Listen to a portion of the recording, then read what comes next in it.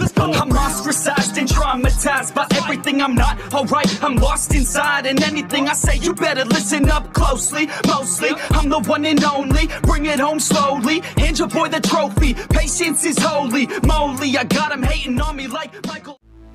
Yo, konnichiwa. Di video kali ini Mimin mau ngelanjutin volume 22 terbaru Tensei Shitara Slam Dataken yang baru rilis. By the way, mohon maaf sebelumnya karena beberapa gambar ilustrasi masih belum Mimin dapetin. Soalnya ini masih translate kasarnya. Jadi Mimin berusaha keras buat mentranslate ini dengan bahasa yang bisa kita pahami. Tapi kalau masih ada beberapa kekeliruan tolong dikoreksi. Mimin cuma minta interaksinya dari teman-teman semua sebagai apresiasi kalian tentang volume ini. Jadi jangan lupa komentar meskipun itu cuma emoticon. Dan kalau bisa tolong bantu share ke teman-teman yang mungkin belum tahu volume 22-nya udah rilis. Karena semakin ramai interaksi dalam video ini, udah pasti bakalan bikin Mimin jadi semakin rajin upload juga. Yaudah nggak usah lama-lama, langsung aja yuk gas videonya. Masih melanjutkan pertempuran antara Diablo melawan Veldue. Veldue pun saat itu menyadari bahwa sepertinya dia terlalu meremehkan Diablo.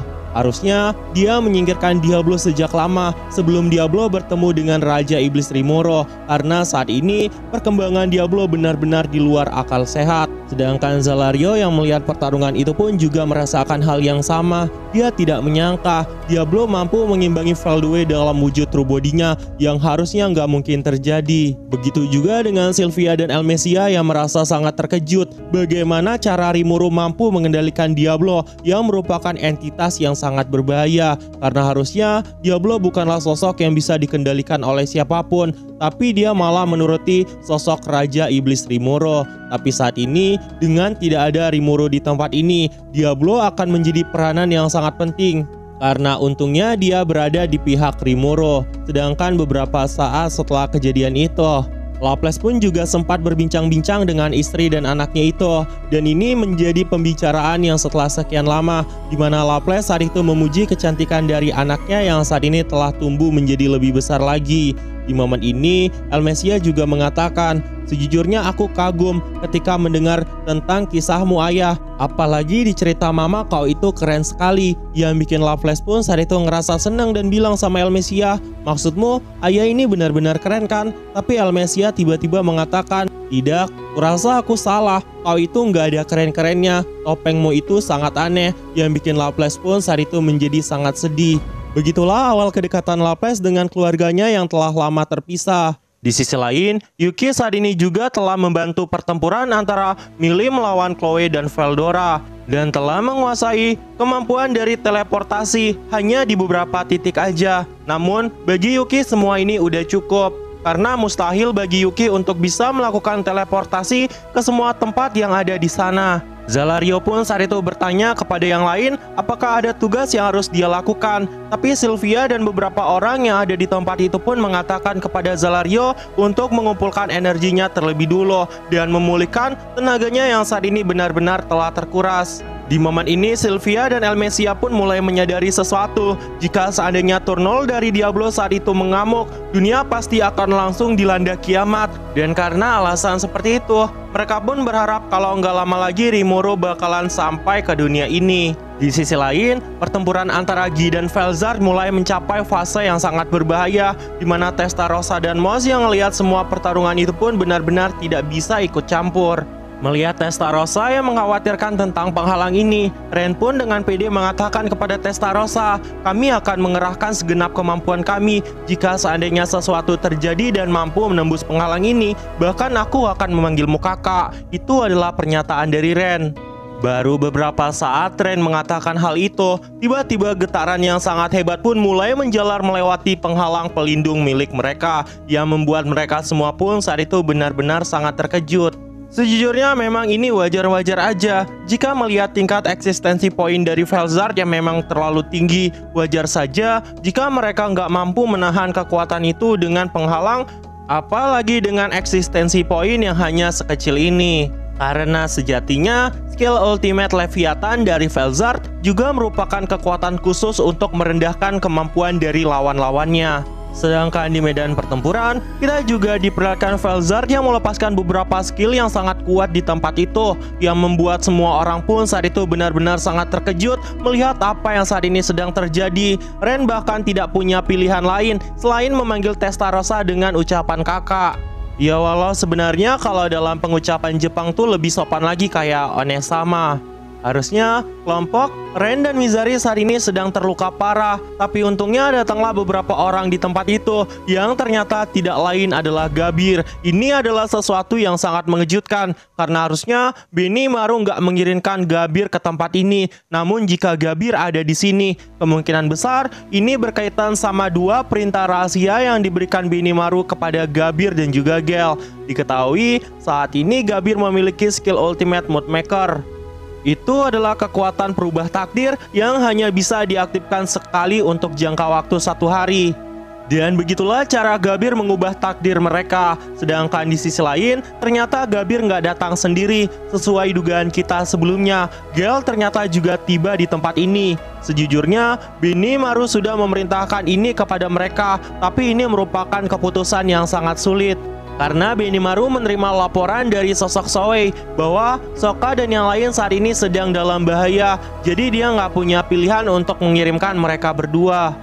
Berkat perlindungan dari Ren, perubahan takdir dari Gabil, dan penghalang kuat dari Gel, Moss saat ini mampu menyebarkan kembali penghalang pelindung untuk melindungi tempat itu. Sokka sempat bertanya kepada Gabir kenapa dia ada di tempat ini. Gabir saat itu menjawab karena dirinya mengkhawatirkan adik tercintanya. Di sisi lain, di pertempuran Gi melawan Felzard, saat itu tubuh Gi terkena serangan dari Felzard yang bahkan sampai tertembus. Gi saat itu berteriak merasakan kesakitan yang sudah lama tidak dia rasakan. Tapi bagi Gi ini adalah sesuatu yang sangat menyenangkan. Tiba-tiba, Gi saat itu kembali melancarkan serangan tepat ke arah Felzard sambil mengatakan kepada Felzard, "Banggalah Felzard, kau cukup kuat karena membuatku sampai menghunuskan pedangku ini." Itu adalah pedang kelas dewa yang sangat jarang dikeluarkan oleh Gi Crimson. Karena ketika Gi mengeluarkan pedang ini, udah pasti Gi bakalan masuk ke mode yang sangat serius. Karena itulah, berbeda dengan pedang Tenma Asura milik Milim, pedang milik Gi saat ini benar-benar terrawat dengan sangat baik. Bahkan kilauannya juga terlihat sangat indah. Bahkan eksistensi poin dari pedang ini aja mencapai puluhan juta, itu hanya dari pedang doang. Diketahui ketika Gi memegang pedang ini, saat ini eksistensi poin dari Gi bahkan menyaingi sosok Felzard, dan dia pun saat itu langsung menggunakan skill ultimate King Lucifer-nya. Ini membuat pertarungan pun menjadi tidak seimbang, tapi anehnya Felzard saat itu masih nggak mau mengakui kekalahannya, yang membuat Gi pun saat itu tertawa mengatakan, "Sudah puas bukan? Kau telah kalah. Sampai kapan kau akan berpura-pura sedang dimanipulasi olehnya?" Ini adalah sesuatu yang sangat mengejutkan bagi Felzard. Dia tidak menyangka Gi sudah mengetahui semua ini. Di momen ini Gi juga sempat marah dan mengatakan kepada sosok Twilight Valentine, "Ini benar-benar nggak bisa memaafkan. Berani-beraninya kau menyentuh apa yang menjadi milikku. Kau berani menipu Felzardku yang sangat imut ini. Kau punya nyali ternyata. Jika kau benar-benar ingin mati, maka aku akan mewujudkan keinginanmu itu." Dari kejadian ini kita juga mulai mengetahui bahwa Twilight Valentine ternyata memiliki kesepakatan dengan Veldue, dan karena alasan itulah dirinya saat ini mengikuti Veldue. Tiba-tiba di tengah amarah dari Gi, seluruh peluru penghancur yang disebut Divine Destruction saat itu langsung ditembakkan, dan orang yang sedang menembakkan itu tentu tidak lain adalah Carrera. Ketika Carrera bertanya apakah itu tidak terlalu berlebihan, Carrera yang saat itu udah bangkit mengatakan, "Tentu saja tidak. Peluru Divine Destruction milikku memang sangat kuat, tapi kurasa itu nggak bakal mampu mengalahkan spesies naga sejati dalam satu serangan." Dari kejadian sebelumnya, ternyata Gabir dan yang lain tidak hanya mencoba melindungi mereka semua. Gabir juga menggunakan kekuatannya untuk mengubah efek ajaibnya dan menyelamatkan Carrera yang saat itu berada paling dekat dengan dirinya. Dari kejadian sebelumnya, kita kemudian diperlihatkan Divine Destruction Ballet yang saat itu mengenai sosok Felzard. Peluru itu bahkan sampai menembus kutukan yang telah diciptakan oleh Veldue dan menghancurkan kendali Veldue atas Felzard. Di saat yang sama, Twilight Valentine yang menjadi inti yang ada di dalam Velzard tidak lagi bisa menghindari pengaruh dari kekuatan Carrera itu. Dan perlahan-lahan tubuhnya pun mulai ditelan oleh kegelapan sejati itu sendiri. Guy juga sempat memarahi Carrera karena telah melancarkan serangan seperti itu ke arah Velzard yang bisa mengancam Velzard. Tapi Carrera mengatakan kepada Guy, dia harus membalas apa yang telah dilakukan Velzard kepada dirinya, bahkan sampai membekukannya di tempat ini, yang bikin Guy pun saat itu nggak bisa mengatakan apa-apa lagi. Dari kejadian ini, Guy juga sempat mengatakan sesuatu yang agak mustahil, seperti maafkan aku, beberapa saat setelah kejadian itu. Kita kemudian diperlihatkan sesuatu yang sangat mengerikan, di mana Testarossa mulai fokus pada pertahanan ofensifnya dan berusaha menenggelamkan es dan salju yang saat itu masih tersisa. Ini membuat banyak pasukan yang sebelumnya beku pun saat ini telah mencair, dan mereka satu demi satu berhasil hidup kembali. Di sisi lain, pertempuran antara Veldue dan Diablo masih terus terjadi, di mana Veldue terus melancarkan serangan dengan kecepatan yang amat luar biasa. Tapi meskipun dia sudah melepaskan semua itu, di hadapan Diablo, semuanya masih belum terlalu berguna. Dan karena alasan itu, Veldue pun langsung memutuskan untuk melepaskan kehendak yang saat ini mengekang Milim dan berfokus untuk mengalahkan Diablo terlebih dahulu.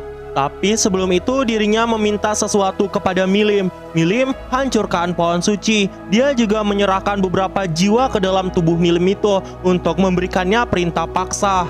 Ini membuat kekuatan Milim pun saat itu kembali lepas kontrol.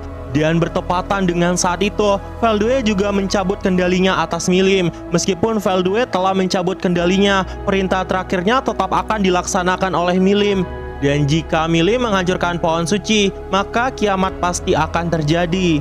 Di momen ini, tiba-tiba Veldue terkejut melihat Diablo dan mengatakan kepada Diablo, "Hei, ini adalah kesempatanmu untuk mengalahkanku, jadi kenapa kau tidak bergerak lagi?" Sedangkan Diablo saat itu sedang melihat sesuatu.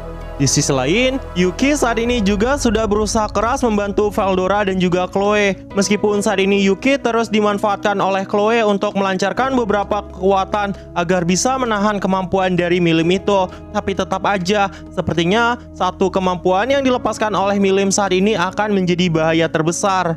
Oh iya, sedikit informasi sebelumnya, karena satu-satunya yang bisa melakukan teleportasi dengan sangat cepat di tempat ini adalah Yuki. Jadi Chloe terus memerintahkan Yuki untuk melakukan berbagai hal yang dia perintahkan.